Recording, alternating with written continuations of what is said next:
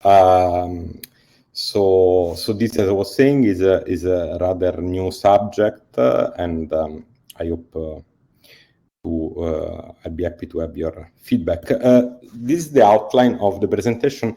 I'll try to be to start slowly, giving a little bit of introduction to what I think is a new class of dynamical quantum many-body problems, and so I will put it in the frame of the most general frame of quantum dynamics, trying to give a little bit of overview of what we know about the dynamics of closed system and the dynamics of open quantum system. These are two paradigms that people have studied quite a lot in the last decades, and I will try to place the subject of this talk, which is what I call monitored quantum system, somehow in between these two. So the first part of the talk will be rather general, trying to make sure that everyone is on the same page. And then I will give a little bit of introduction to quantum measurements and what we mean by that and how we model that. And give one example that is famous in this context, which is the Quantum Zeno Effect, which is one demonstration of how measuring a quantum system you can affect its property, and this will naturally bring to the question how to generalize this quantum Zeno effect in a many-body context. And then in the last part of the talk, I will talk more specifically about the measurement-induced phase transition and entanglement transition in the Ising chain. I will try to somehow introduce and clarify all the meanings of those words that are used here.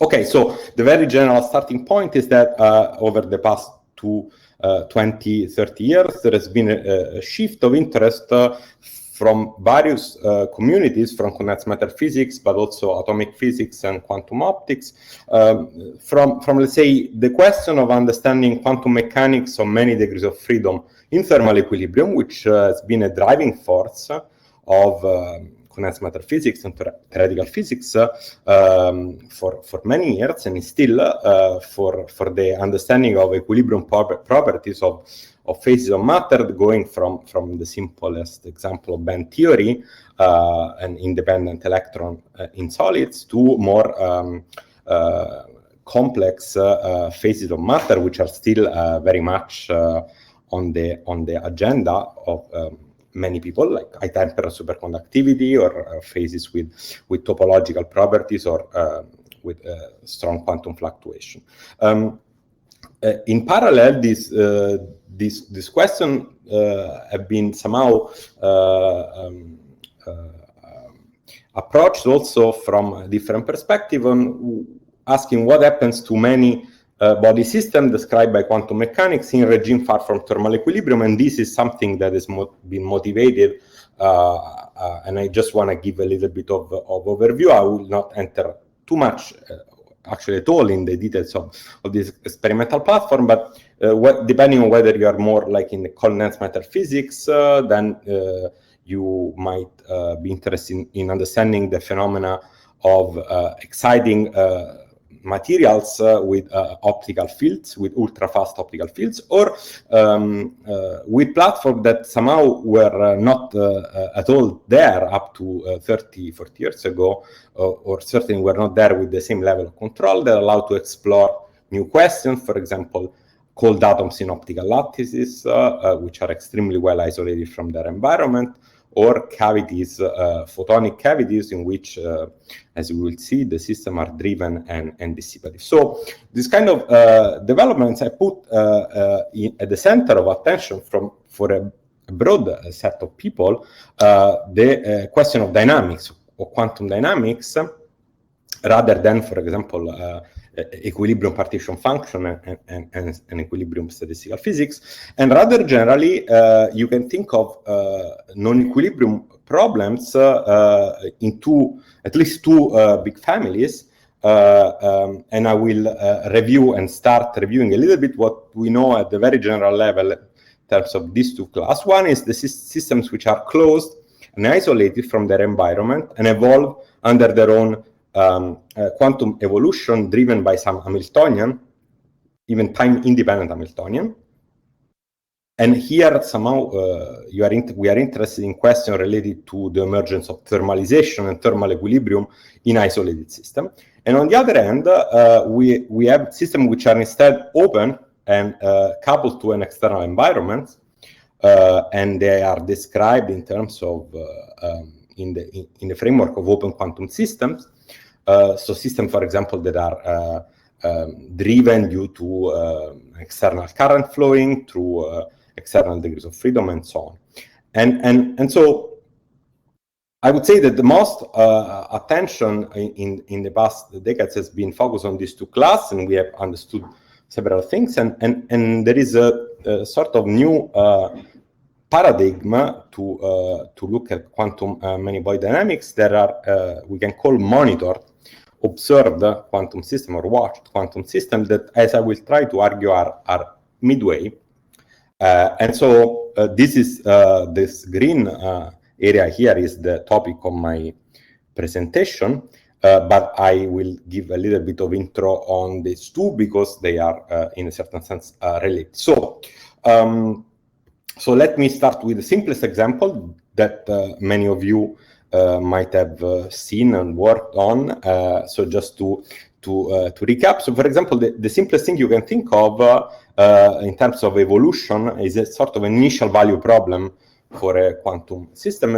It's what is called quantum quench from Calabrese and Cardi and even people before. So it's the idea of letting a system evolve starting from an initial condition with a time-independent Hamiltonian. And so you can think of this as a sort of idealization of some time-dependent protocol that change in which the parameter of your system change in time on some time scales, but this time scale is sufficiently fast that you can even take the sudden limit and assume the system is a time equal to 0 in some pure state, and then let it evolve with the Hamiltonian. And the goal is to solve the full time-dependent Schrödinger equation in absence of any external environment. So the state, the entire wave function of the system remains in a pure state if it starts from a pure state, just because the evolution, the quantum evolution is unitary and is linear. And energy is conserved. And so the question here is somehow you are doing a global perturbation in the system, you're changing some coupling constant which scale with the volume of the system, where this energy, how this energy is redistributed among degrees of freedom, and naturally, one question that people has been interested in asking is how thermalization, meaning the approach to thermal equilibrium, emerge from a purely quantum perspective. Of course, based on the intuition that we have on a sort of semi-classical picture or Boltzmann type of dynamics, we expect that for systems which are sufficiently interacting, this energy that is given through the external perturbation can be redistributed through scattering. And so if the system can be described in terms of quasi-particle, this quasi-particle, the population will relax. The initial state, the memory of the initial state will be lost, and the system will go to thermal equilibrium. So this is a picture that that again is based on semi-classics, and the idea is that this energy is redistributed, and the system eventually thermalize to some higher energy state, higher temperature state, because the interaction are able to reconvert this energy into a temperature, and the system thermalize. So what we people realize that the analog of this picture in terms of quantum many-body problem is what is called eigenstate thermalization hypothesis, which basically says that if the system is non-integrable, each single eigenstate is thermal, and an eigenstate, typically eigenstates which are in the middle of the many-body energy spectrum of non-integrable Hamiltonian are thermal, such that if you compute an average over that state, you get essentially the microcanonical expectation value. Okay, so this picture of thermalization of course, emerge only if you look at local observables, because again, if you look at the entire wave function, the system will never be thermal at the level of wave function or level density matrix. Nevertheless, there are exceptions, of course, to this paradigm, and some of these have been studied in great detail. Integrability, for example, is one case, or Anderson localization, many-body Anderson localization is another one.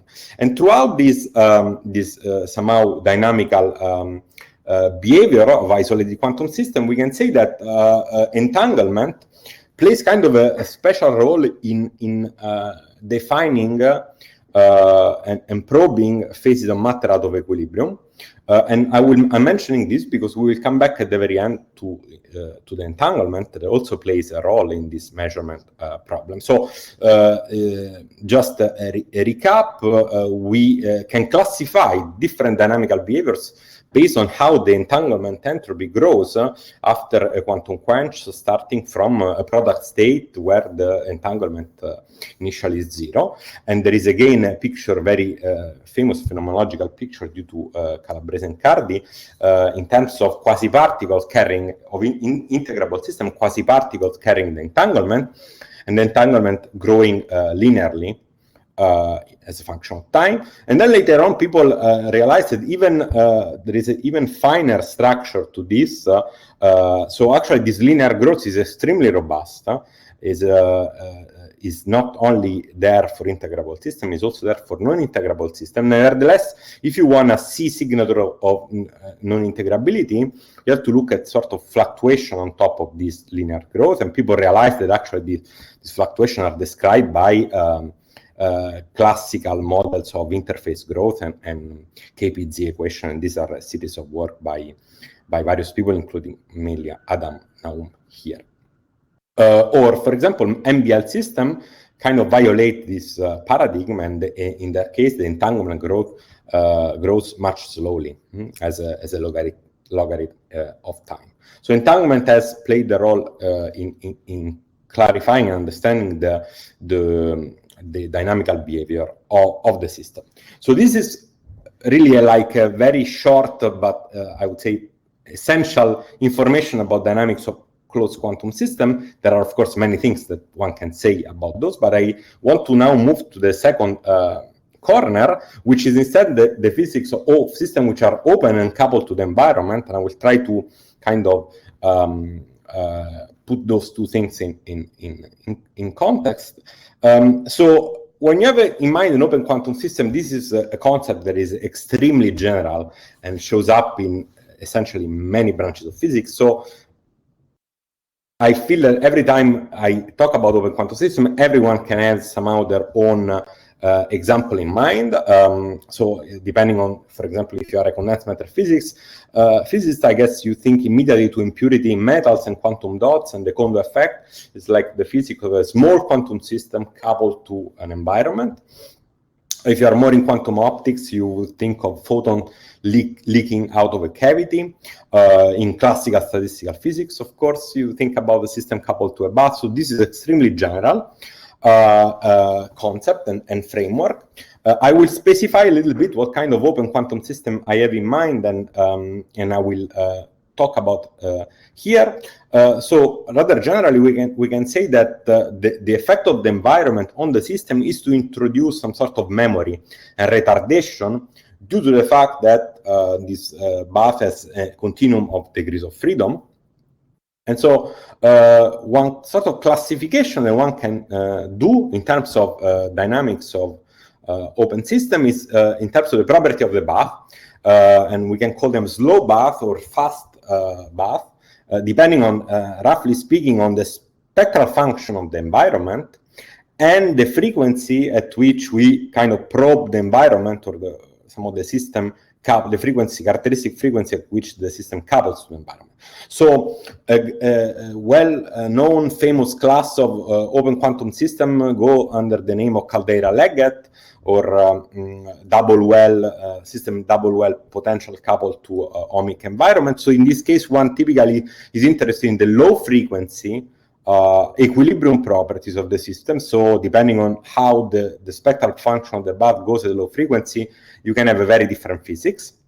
And on the other hand, you can have fast bath, and these are what we will focus mostly on here. And these are baths that are typically probed at finite frequency because, for example, the system is driven, is externally driven. And so they are probed at finite frequency, and you assume that at finite frequency, the spectrum of the bath has nothing particularly dramatic, it's some smooth function. And so in this context, in the context of fast bath, one usually very often takes the extreme, if you like, approximation of talking about Markovian memoryless open quantum system. That's what I want to discuss. And so Markovian system, they are of course an idealization of reality. Somehow you are assuming that the spectral function of the bath is completely flat, but as I will say, they enjoy a certain number of properties, and also they are relevant for certain platforms. So what are open Markovian quantum systems? They are systems that are described by, so first of all, the system is mixed, so it's described in terms of a density matrix. And the main assumption of a Markovian quantum system is that the evolution of the density matrix is an evolution which is local in time. And this is, of course, an approximation because, as we said, a general environment will introduce a retardation and non-Markovian effects, which means that the state of the system at time t will depend not only on the state of the system at time, the state of the system at time t plus the t will depend not only on the state of the system at time t, but also on its history. Instead, for Markovian system, we forget about history and we see this evolution, and the most general Markovian evolution for a quantum system takes the form of a Limblad master equation that I write down here, and has two terms, which I'll try to give an interpretation in a second. The first one is a coherent unitary evolution that you would have for your system if your system was isolated. It's just the von Neumann evolution for the density matrix. And the second term, which is again is linear, you see, and depends only on rho t, describe the effect of an environment in terms of a set of jump operators. These jump operators describe the coupling between the system and the bath. So I like to use this picture to describe this Markovian quantum system with a system, an environment, and an arrow that goes from the environment into the system, because the idea is that with this Markovian system, you care about the effect of the environment on the system. You see that the evolution of the density matrix of your system is modified in presence of the coupling to the bath due to this term, due to these jump operators, but you don't really care about the feedback that the system will give you back to the environment, okay? So this Limblad master equation has some very nice mathematical property in quantum information. It's called Markovian quantum channel, as also people says that as a Krauss form, and these are statements that basically guarantees you that your evolution is a map that takes a density matrix and maps it into a density matrix, something which is positive definite and remains positive throughout the evolution. And this is not generally the case. If you have, of course, if you solve the problem exactly, including all the degrees of freedom of the bath, that would be certainly the case. But if you start to do some sort of approximation to simplify and make manageable the evolution of the system, this doesn't need to be the case, but it's a very important property. So that's what that's a key feature of Markovian quantum system. As I was saying, this is clearly an idealization. There is no memory coming from the environment, but it's useful and it's also experimentally relevant. I'll just mention one set of systems that are natural in this Markovian case, and these are systems built out of cavities, optical and microwave cavities, in which the degrees of freedom that are involved in the many-body physics are photons, and these photons can leak out of the cavity. So the systems are fundamentally open, and so they need to be refilled. And that's set a sort of natural competition between losses and pumping to reach interesting stationary state. And something that people has been interested in a lot in this Markovian quantum system, you might see it as a sort of analogy from for what we know about isolated quantum system, you see that there is a natural object that you want to look for in isolated system. This is an Hamiltonian, and you know that by diagonalizing Hamiltonian, looking at the spectrum, looking at the low energy states of the Hamiltonian, you learn many things about the equilibrium properties of the system, and for example, quantum phase transition. So there is a lot of interest in kind of doing the same thing for what concerns the generator of the Markovian dynamics, which is the Liouvillean, the Lindbladian, which is nothing but this super operator here. Is a super operator because it acts on an operator and gives you back an operator.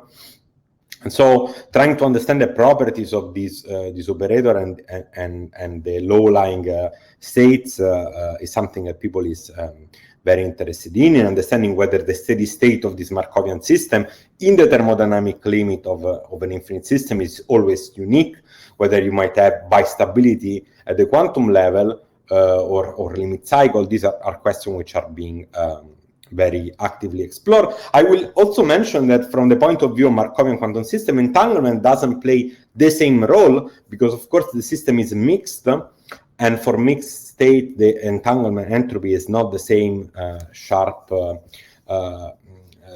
useful definition.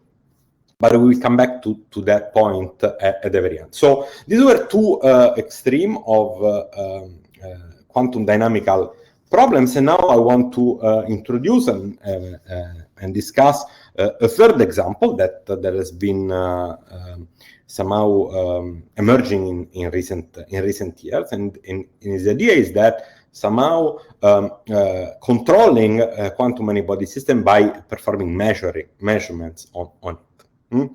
Okay, so from this point of view, you can see this as a sort of different angle on the theory of open quantum system. What if your environment is nothing but a measurement apparatus? Okay, you have a system described by wave function, and this wave function interacts with a measurement apparatus that try to measure certain properties of the system. Okay, so and very generally, you can think of this kind of dynamics as a dynamical process in which at every time step your system evolves with a unitary evolution due to some Hamiltonian, and then there is another step, which is a measurement step, in which some operator that I will discuss in a second acts on the system. Okay, so roughly speaking, you can think of this as a sort of competition between the unitary evolution creating entanglement and entangling the system, and a measurement on the other end,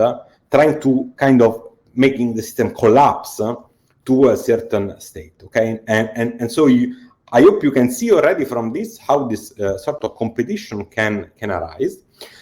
This was an idea that was introduced in the context of quantum circuits, which are things that are usually described with this kind of plots, in which you have space on the horizontal, time on the vertical. The green boxes are this measurements operator, and the blue boxes are unitary time step.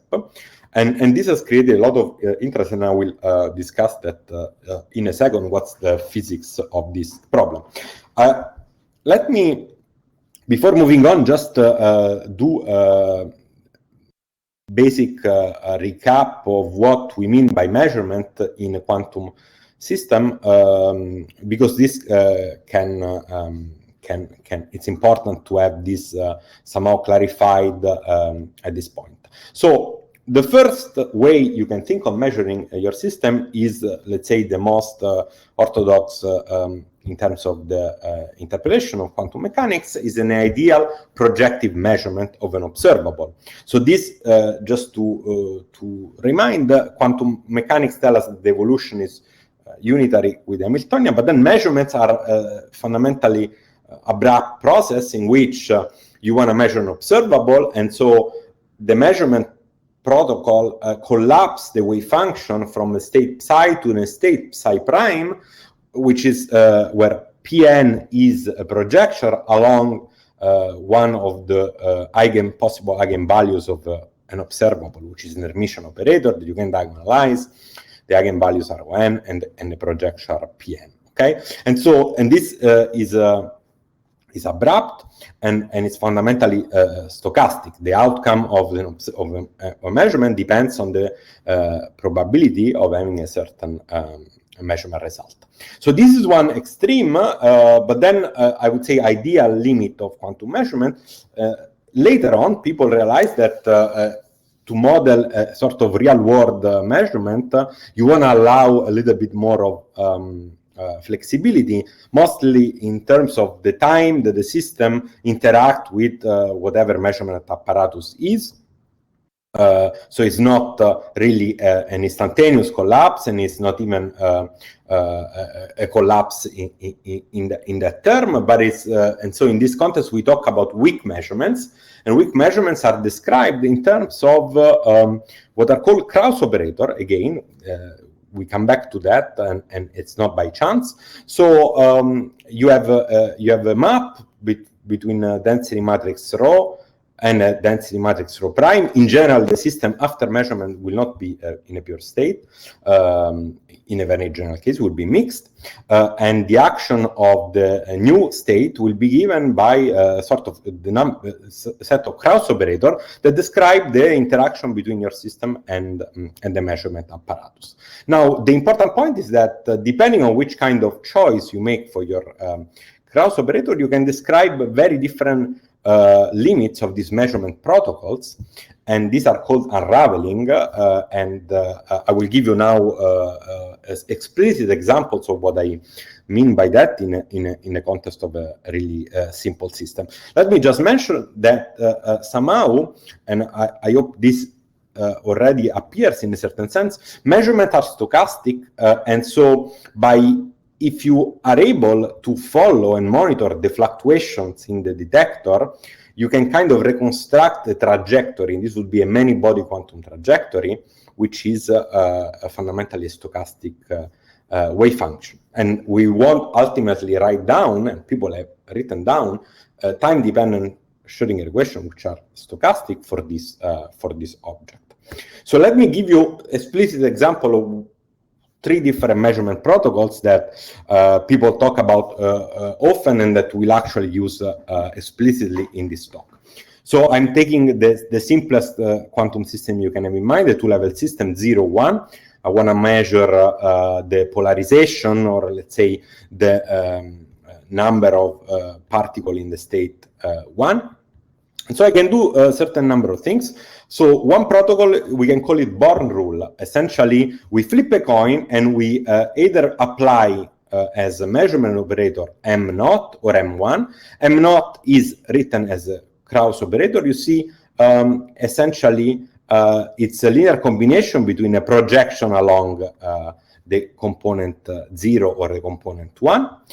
And you either apply M0 or you apply M1 with probability P given by the expectation value of this observable you want to measure on your state, okay? So you see that so this P measurement somehow play the role of a sort of efficiency of your detector. If measurement is 0, this essentially it's an identity operator, and this guy is 0. If pre-measurement is small, you are kind of perturbing weakly out of the identity.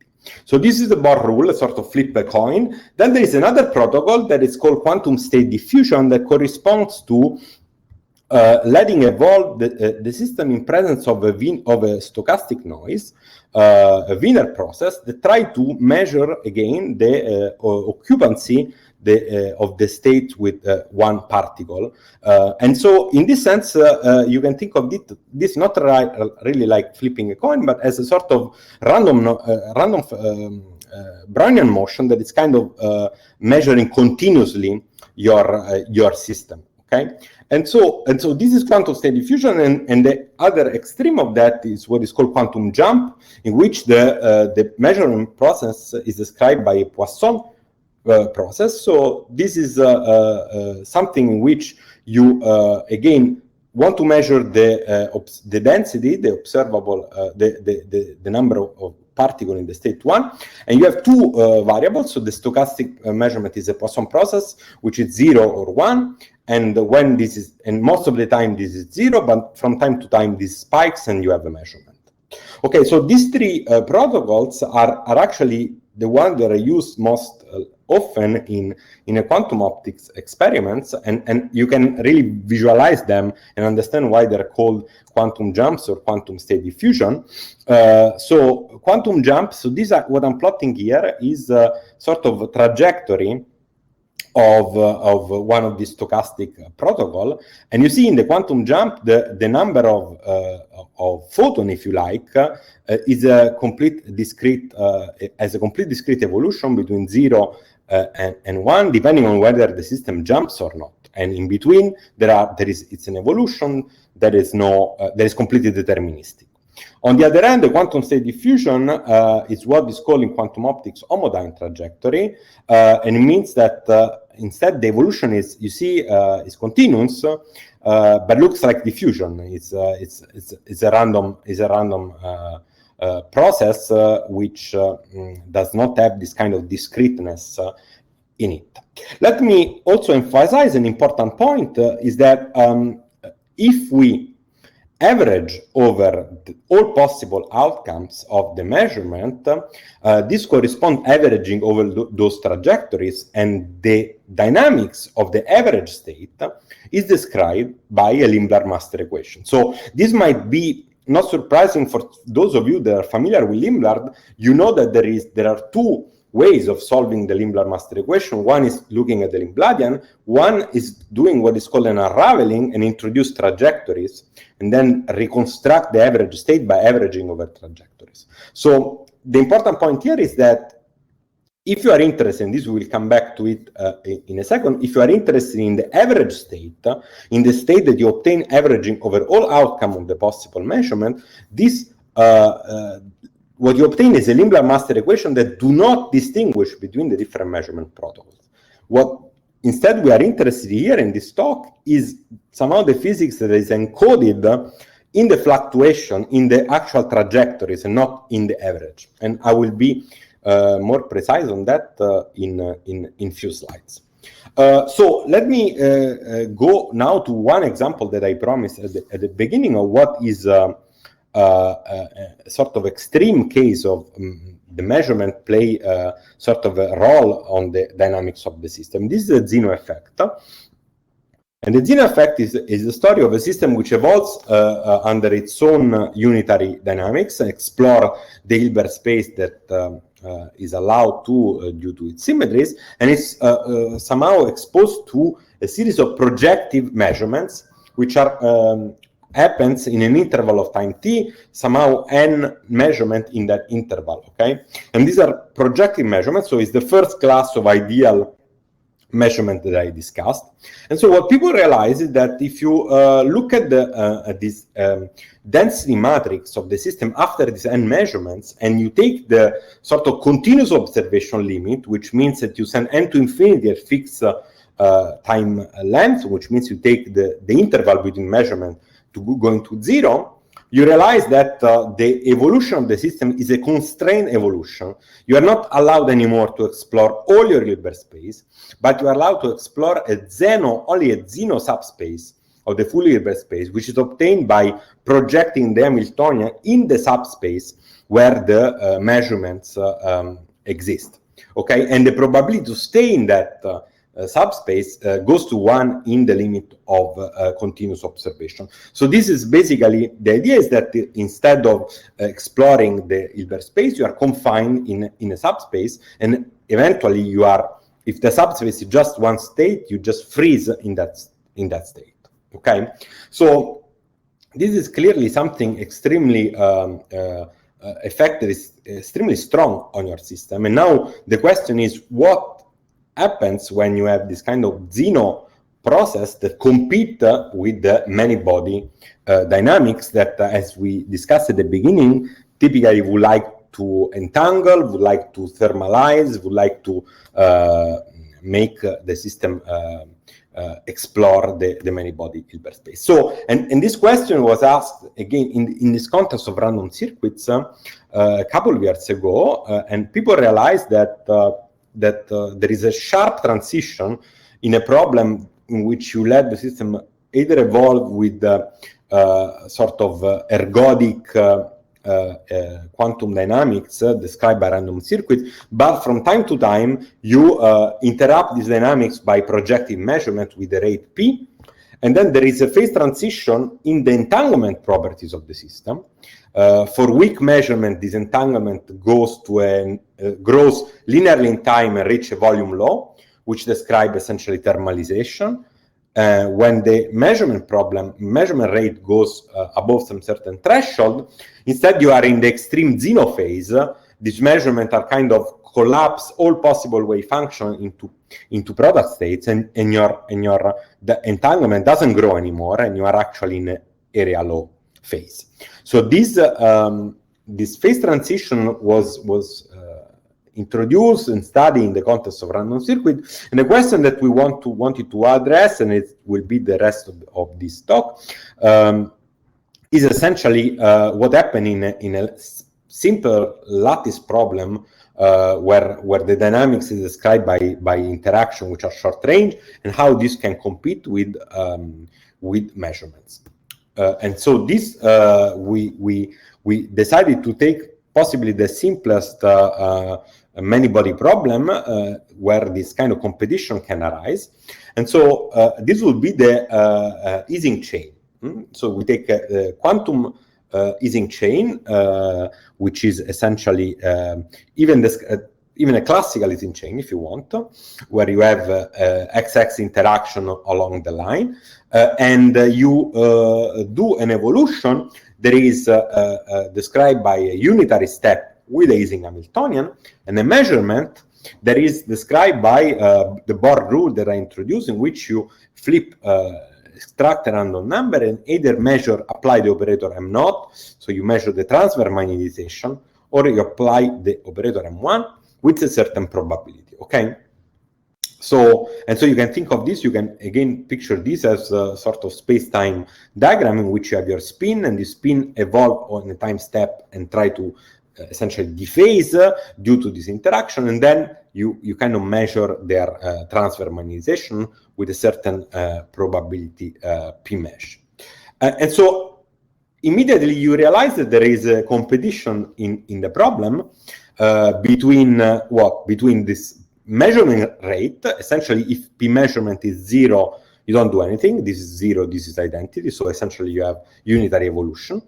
And so a competition between a p measurement and essentially a dimensional number that you can do with the unitary time evolution, which is essentially J, the Ising coupling, times the unitary time step. So this is a dimensional number, and you can imagine that when G is very small, the unitary evolution dominates, and the system will go to some long time state, which can be described by GG ensemble in this case, or a thermal ensemble in a more complicated case. And the regime in which G instead is much greater than 1, in which measurement win, and you are actually into this quantum Zeno effect, in which your state is collapsed to the initial state that we choose to be all states down along the z-axis. Okay, so this is an eigenstate of the measurement, because you see that this state with all down is essentially what the measurement operator want to do. And so you expect that there should be a sort of phase transition as a function of G, and we use this kind of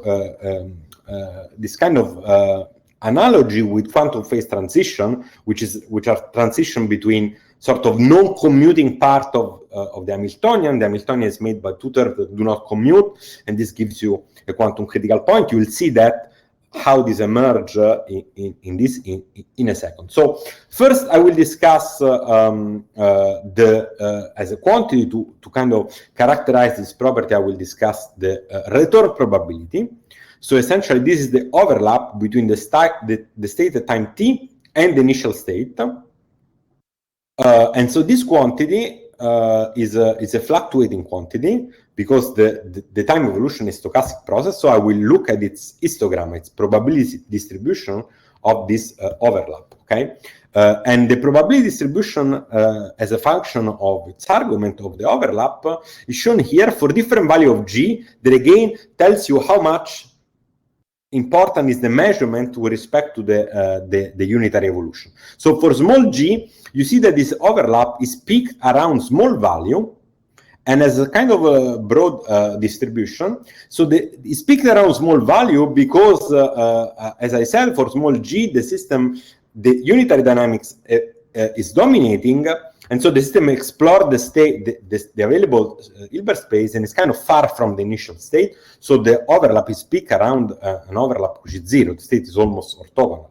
However, as you increase this measurement, you see that something interesting happening in this overlap, in this distribution. You see a second peak that kind of emerge at finite value of the overlap.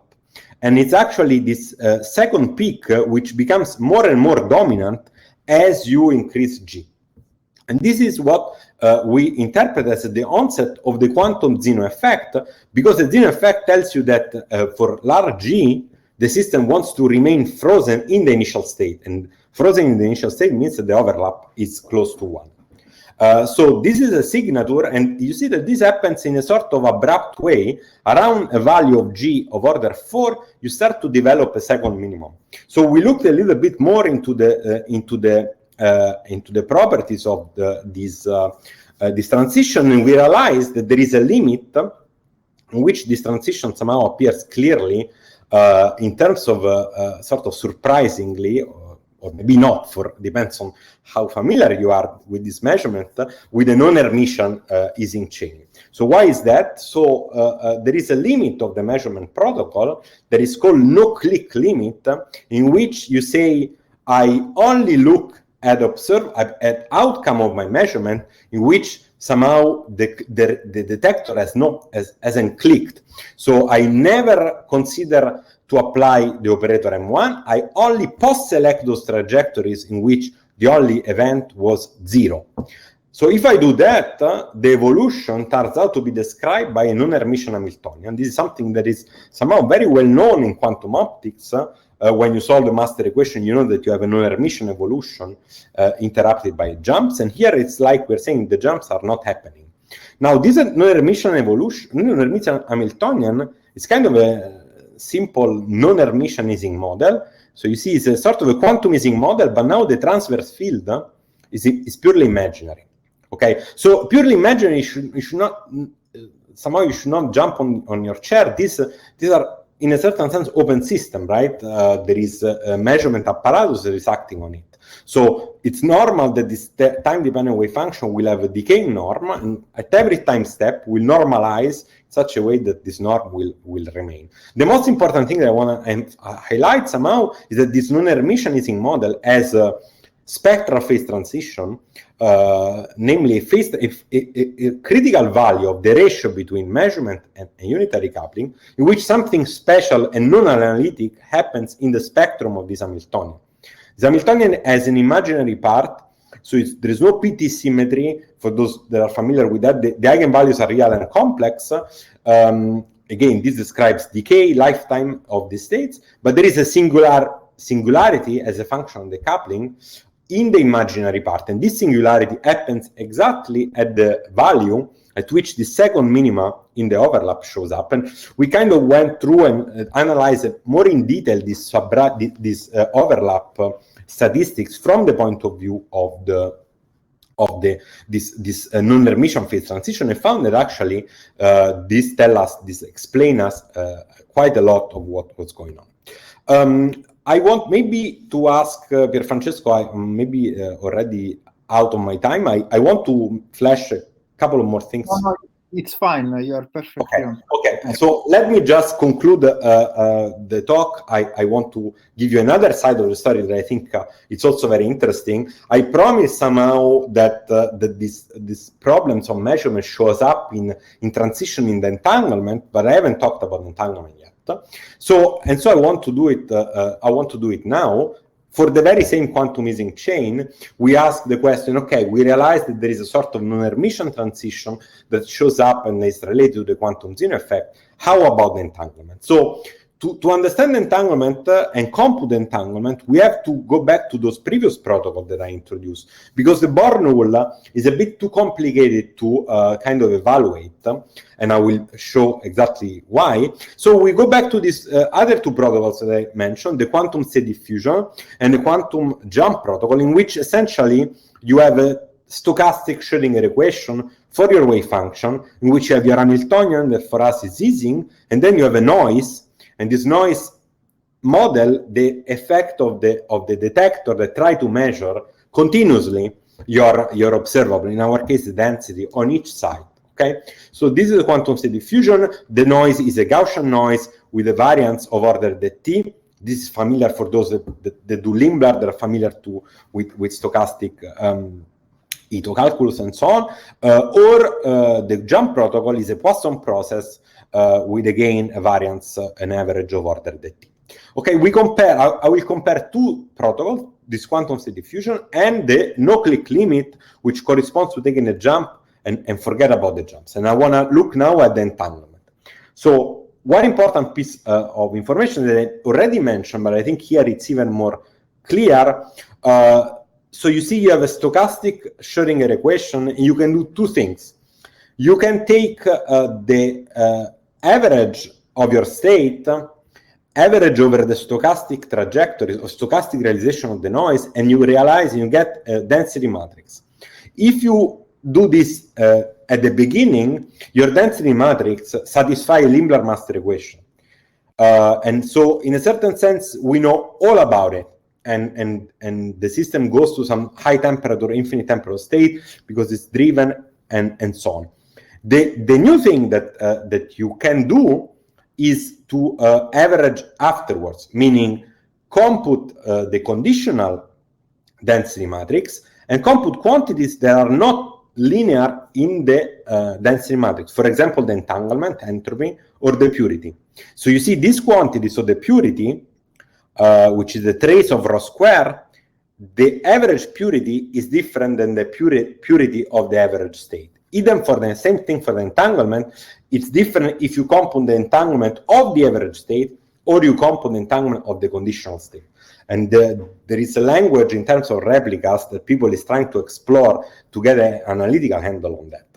I'm not going to enter in the details of that, but I will skip that. But I'll just say that since these protocols are simpler than a Bohr rule, we can kind of solve exactly this problem with Jordan-Wigner transformation. And so I want to just show you the results, and then I'll close. So I'm plotting the dynamics of the entanglement entropy as a function of time, average entanglement entropy for the quantum state diffusion protocol, starting from a state that is a product state for different values of gamma, and gamma is the measurement strength. You see that quite interesting, this entanglement growth in time for a wide range of gamma very slowly, and it turns out with a growth that is logarithmic in time, and saturates eventually to a finite value that also grows logarithmically with system size, up to a critical value of the measurement at which instead the entanglement doesn't grow that much with time and saturates to a value that does not depend on the size of the system. Okay, so the entanglement properties of the system change quite a lot as you increase the rate of measurements. And we see this in the quantum state diffusion, and we see the very same thing in the no-click protocol, which you have a non-Hermitian Hamiltonian behind. Okay, and so the kind of summary of that, which I think it's a result that we don't fully understand. And, many people have found similar result, and I think no one has really understand what's going on. Is that the entanglement scaling of this measurement problem, an Ising chain with continuous monitoring, is critical. So it scales with system size as the logarithm of the size, with a prefactor that the let's say conformal field theory people would call central charge, because in a low energy state of a conformal field theory, the Calabrese-Carney formula tells you that this is the central charge times the log of the system. So we find empirically this kind of scaling with a central charge that is, in this case, a non-universal number that depends on the measurement strength, and it goes to 0 at the critical value, which is exactly the critical value for this non-Hermitian transition that I discussed. And this central charge going to 0 means that the system goes from a logarithmic area phase to an area law. Okay, so this is an entanglement transition that somehow we haven't fully understand. We think that this is very much related to the non-Hermitian Ising model, and we are still working on that. I don't want to take too much time. Let me conclude. I hope I gave an introduction, and maybe I was too long on the introduction, but I wanted to emphasize that this kind of measurement problem are a sort of different angle in which you can see dynamics of quantum many-body system, which is kind of, they're not closed, they're not open, because in a certain sense, at the level of single trajectory, the state is pure, and it becomes a density matrix only if you average over the trajectory. So they are not closed, they're not open, they are monitored, and so there is a simple physics that happens here. There is the quantum Zeno physics, in which measuring kind of makes the system collapse and kind of destroy the entanglement that instead the interaction wants to build up. And out of this, there are new sort of phase transition appearing, but the important point is that this phase transition do not appear in the average state. If you take your state and average, you get a density matrix. This density matrix is described by a Limler master equation, and there is nothing critical about it. We know all about it for the Ising model with dephasing, or for many of those problems. The density matrix doesn't necessarily show criticality. The criticality shows only in certain observables which are more sensitive to sort of rare realization of the stochastic process. Entanglement is one of it.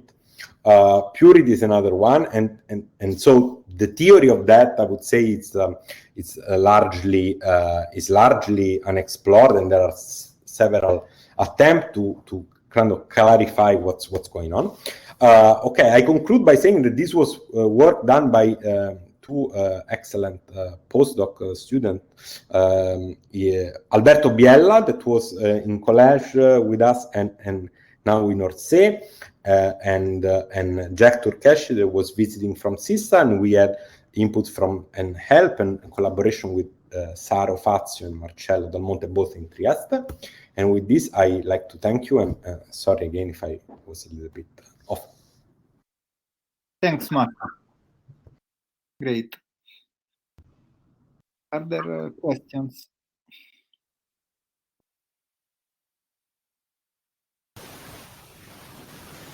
Yeah, okay, go on. Katrina, then yeah, it's quite fascinating, your last slides about disentanglement transitions. Is this completely specific to non-equilibrium systems, or could you figure out some equilibrium systems where this could happen? Volume-driven, like mesoscopic type, or so good question. So of course, people has looked at entanglement in equilibrium ground state for a long time, and I would say the point is that typically you have scaling like that. So if you have a critical system in 1D, you expect a logarithmic scaling of the entanglement, but this central charge is a universal number. So it's essentially the scaling dimension of your fields. It's 1/3, 1/2. So you don't usually have a situation in which you can tune this prefactor by an external parameter. And this, I think, has not much to do with the equilibrium problem. Let me mention, and this is something that somehow is kind of very intriguing to me. I'm trying to understand. If you take a non-Hermitian field theory and non-unitary field theory, this is something that many people has been worked on even independently from all that a long time ago. Take a field theory and you make it non-Hermitian. It's well known that central charge can be still defined and they are non-universal. So in that context, I think there can be a connection. Otherwise, I would say typically we expect entanglement transition. Typically, you would expect in non-equilibrium regimes, but I may be there might be more that I'm not aware of. Let's say. Well, it's the first time I hear about those, so for me it's new. Thank you. Thanks. Very nice talk, and thanks for the introduction. Okay, thank you. Thank you. think Thibaut wanted to ask a question. And then there is a Yes. Yeah, thank you. Yeah, thanks a lot for the talk, Marco. So maybe there was something that was not so clear to me. So you say that, so what you gain when you look at the level of the quantum trajectories is more the fact that in the end, it's the fact that you can unravel something that is not at the level of the limb blood, so you can see those phase transitions, or it's also because you can also have a grasp on analytically on the system, because with the limb blood usually it's not so. It's not so easy to get anything analytically. So here, can you? In this case, you can get analytical expression for your, I guess, like the central charge, no? Not. Well. This we haven't. We are working on that. Those results were numerical. It's true that with quantum trajectories, think about the Ising model. The Ising model, once you write it in terms of fermion, is a quadratic Hamiltonian. And even in presence of noise, it remains quadratic. So you can make some progress, analytical progress. But I would say there is really the physics that is different. And I think for you that are familiar with disordered system, I think this should resonate. I don't know if this was clear, but it's exactly the same as doing annealed or quenched averages. So either you average the trajectories and the noise and together, or you kind of do it on a different step. So in equilibrium stat mech, this really comes up because you want to compute the log of the partition function, and then it's kind of obvious that the log of the partition function, you average it before, you average it afterwards, is different. For quantum mechanics, you typically don't encounter this. You have a trace over the density matrix. The density matrix is linear. And that's fine. Whether you average it before or you average afterwards doesn't change. But if you look at things like entanglement, then you are really looking at a different limit of your stochastic problem. So one way to kind of approach that analytically, and there are these two works that came up a few months ago trying to do that, is to use replicas in the same way in which you use, I guess, replicas for real glasses.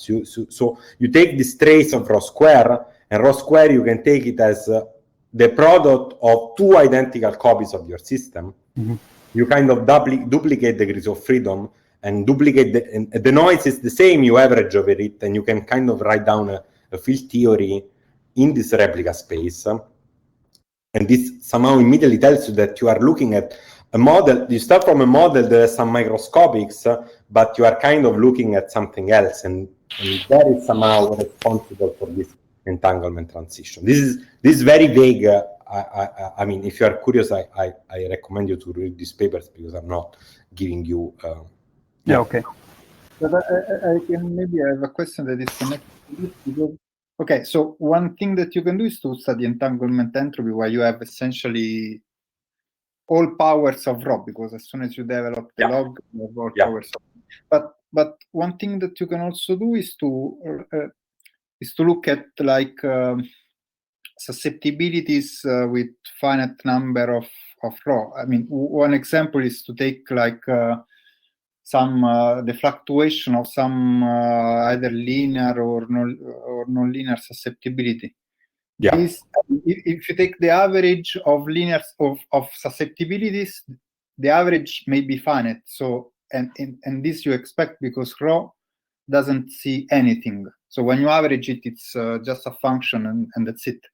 But what you can do is that you say, okay, the susceptibility, there is some kind of average over rho, is stochastic because it depends on psi. And then you can start to study the fluctuations, what I would call sample-to-sample fluctuation of psi. Yeah, absolutely. And do you know if there is? I would say that that's absolutely true, and that's another thing. I would say that most of the people trying to focus on entanglement so far, but that's absolutely something you can do. You can study sample to sample fluctuation. I have no idea if anything like that would show up. I expect so, but I don't know even if people is tried or. Because I mean, if you have access to like the quantum trajectories that you showed before, there you can really do the sample to sample fluctuation, I guess, because you have like for each realization you have a trajectory, then you measure your observable, which is a function, then you measure the average and the fluctuation, and then maybe what happens is that the average of the observable stays finite, but the fluctuation scale with the system size. And this is, I think, is a very good idea. When you do that, I mean, typically, so for the examples that I know, I mean, you can expect that the fluctuation shrinks to 0 with system size. It may not be the case, but imagine that you have a well-defined observable intensity and so on. This should be like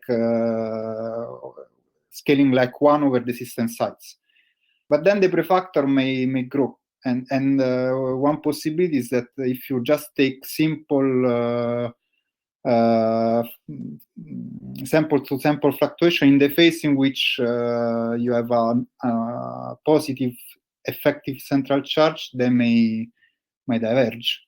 And this is good because you can measure them directly. I mean, it's for the sample-to-sample fluctuation is much more easy than I guess measuring entanglement. Absolutely. You can do an experiment on that. I mean, entanglement is more in our mind.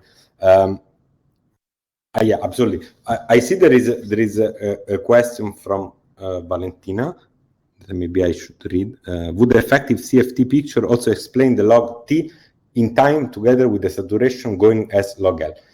I think so.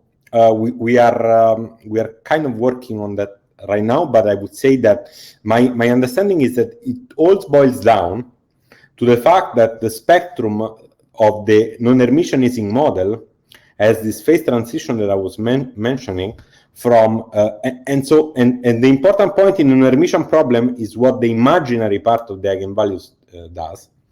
And so, because the imaginary part tells you the longest lived mode, those that decay the slowest in the slowest time. And so the way this imaginary part goes to 0, you see that it's kind of, you have two modes that are kind of degenerate with 0 lifetime. The way they go to 0 in a certain way give you both the logarithmic growth in time and the logarithmic growth with system size. We're trying to get a little bit more of analytical insight on that because the Ising model is simple enough. So far, these were really results obtained with a numerical solution of those this fermionized model. Okay. Are there other questions? Actually, I have one more, if I can. Sure. Can you take back the plot of the overlap, the probability distribution of the overlap? Yep. So there are two questions. One is how the second peak appears. So you have like a plateau emerging on the P on the probability. So I mean, if you just scan G like between I don't know.